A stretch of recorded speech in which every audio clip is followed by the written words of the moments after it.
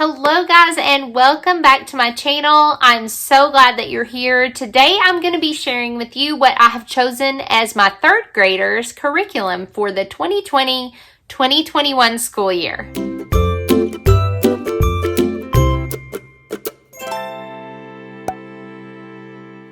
Alright guys, so I am getting ready to share with you what I've chosen for my son Asher to do this year. I am a homeschooling mom to 6 kids. And 4 of them are actually school age. My oldest is 10. The youngest is a year old. So I have been taking this week to share with you what our curriculum choices are. So if you have missed those other videos, I will put a link down below to a playlist that I have created for this year's curriculum choices. Now, one thing that you will not see in this video is I am not going to be sharing our science, art, or history curriculum because those are actually in a separate video because we do those together as a family subject. That is something that I did, I guess it was, well, officially full on this year I did that, but it was a way to simplify our homeschool not only for me, but also it helped a lot with my kids to do that as well. So I will also link direct links to those videos down below as well as that playlist I discussed a second ago. So I'm going to share with you starting with what he will be doing for math. So he has done phenomenally with Christian Light Education math. Now, my experience spans from Singapore math to Christian Light Education, to teaching textbooks, and Saxon. So I feel like that's a lot of maths to have experience with, but I do. Okay, guys? So my oldest, we started with Singapore all through kindergarten and first grade, and then we moved into Christian Light Education or publication, whatever you want to call it. It worked really well for him. That's when I first really started to love it. For some reason, I chose to go the teaching textbooks route the next year for my oldest. And then we ended up in Saxon this year, which is what I was going to eventually switch to for middle school and high school anyway. So we just went ahead and went that route with him. Now, with Asher, the one whose video I'm sharing right now, he has done Christian Light Education from the beginning. So he did first grade, second grade, and now he will be just moving into the third grade math. So the way that Christian Light Education, I'm waiting on the Light Unit booklets. So I will show you this. This is from a different Christian Light Education booklet. But anyway, it's from a different subject. But anyway, so the way that Christian Light Education is set up is you have a teacher book that is very, it's just a big old teacher book. I don't know what to say about it. It's very thorough though. If you like things scripted, this is scripted. You do not have to use the scripting. A lot of times what I will do is I will kind of read over it or gloss over what the scripting says, and then I will teach from it. So just so it feels a little more natural, but even when I have done the scripting, it feels really natural the way it's written. So for the most part. So the way this is set up is, let's just turn here. Okay. So it has your lesson listed at the top. It tells the pages in the student light unit. The first thing that they start with, it also has your lesson preparation. So everything that you're going to need. It has your drill. So you're going to count by tens from 46 to 156. You're going to do G and times 3 flashcards. And you're going to do speed drill number 6. So the speed drills, and it also has pictures of the student pages in it. So the speed drills are in the back of each light unit, and it's just a timed, like this one's subtraction. So they would do a timed subtraction drill test. Now, you do not have to use the drills. If you don't like that, if your child does not thrive with that, then just don't do that part of it. That's the beauty of homeschooling, and the curriculum works for you. You don't work for it. So keep that in mind. But my third grader happens to, well, he will be in third grade. You know what I mean. He happens to love to do speed drills. He is my very competitive child, and he thrives on this. So yes, the speed drills are great for us. So the next thing is you will move into learning your new concept. So here you're learning about seconds. So you're learning about time, specifically seconds. Okay, so this is what, and I'm sorry that I don't have the student book for this yet. So this is what the student page would look like. Let's see if I can get it to focus. So you have that there. Of course, the answers to the questions are on yours as the teacher. But so you take a second and you teach about the new concept. Then you're going to move into actually your child putting that into practice, putting the new concept into practice. And then you're going to start reviewing something that you've previously learned. Well, your child is. So you go through that.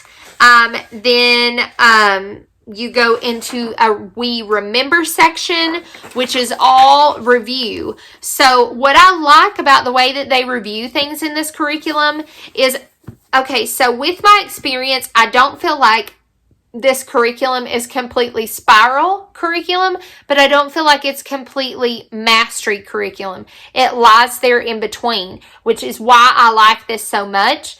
And so the review section, even though that kind of goes more with that spiral approach, I like it because it is keeping old concepts current. So you might review something at the middle of the year that you learned at the very beginning, but then the next day you would review something that you learned, at another point in the year. So I really like that. So it does, like, it will bring up those topics again, and it will, to make them keep it all fresh. So that is one thing that I really like about this curriculum. So for me personally, like I said, I feel like it's neither spiral nor mastery. I feel like it's right here in the middle, which is why I love it so much. So, now, if you don't feel like your child needs all that review, don't do the review.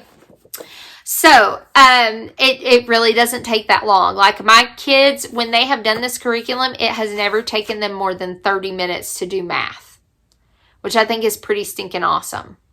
So, and then at the end in third grade, they will go to a mental math section, which I love, where it teaches them to start doing mental math. But then also it moves to a facts focus, where they are, again, practicing those math facts. So, it's very straightforward. I really like it a lot. The way that it's set up, so this is your teacher book, but your child will have what are called light units, and I know this is a different subject and different level, but, work with me here. These are on the way in the mail. So, anyway, so they will get a bunch of light units.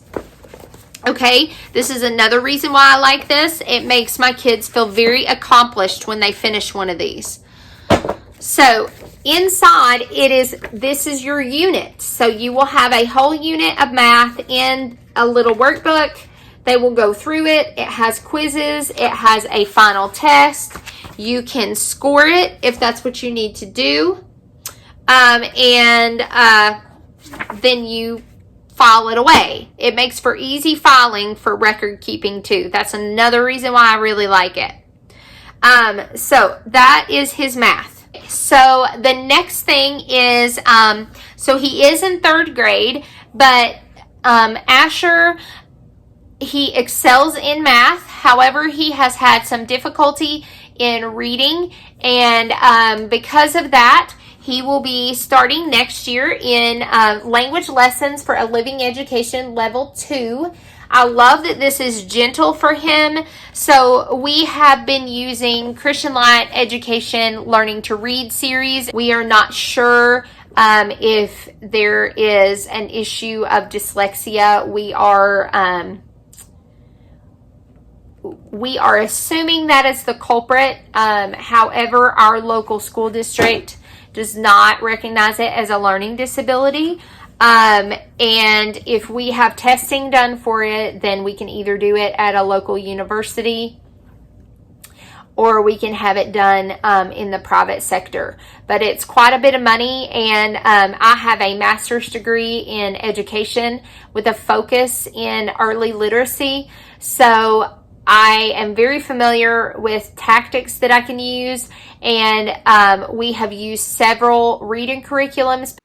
All right, guys, sorry to chime in here. I am just muting this point in the video because we do have something big in the works for Asher, and we are hoping and praying that this is really going to be the answer to a lot of the issues that we've been dealing with reading.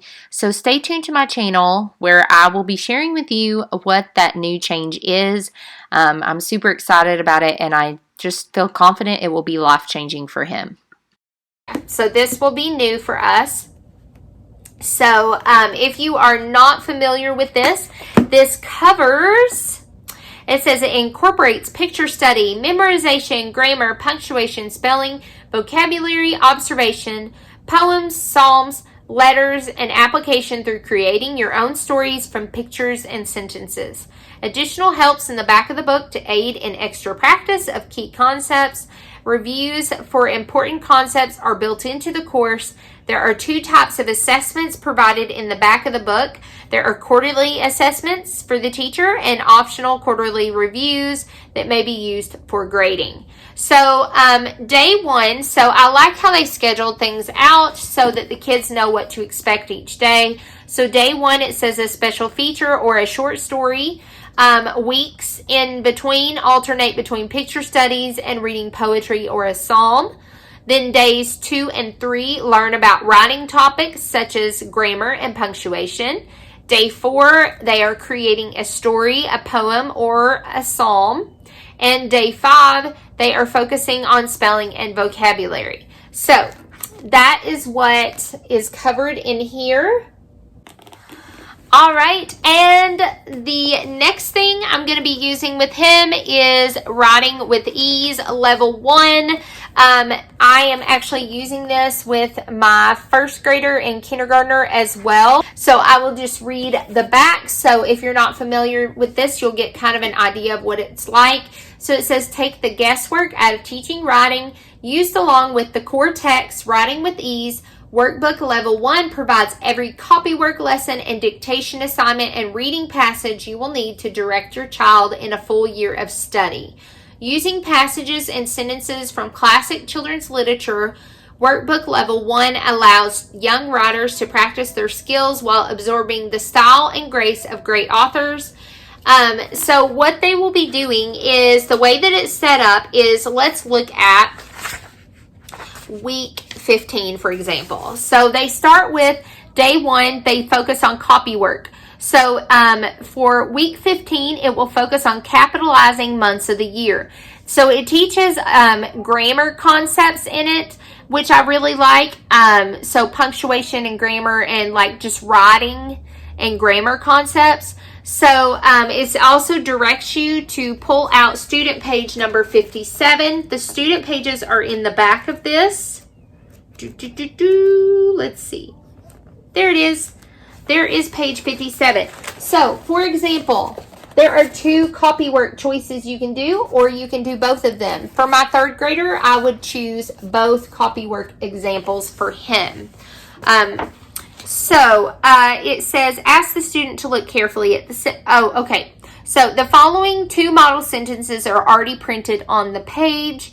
Ask the student to look carefully. While he is examining the sentences, explain that they are sentences from the book The Railway Children by Edith Nesbit. She lived in England over 100 years ago. She wrote about 3 children who moved out to the country with their mother. The children lived beside a train track and spent many days in the summer and fall exploring outdoors. You may need to explain that turf is another name for thick grass.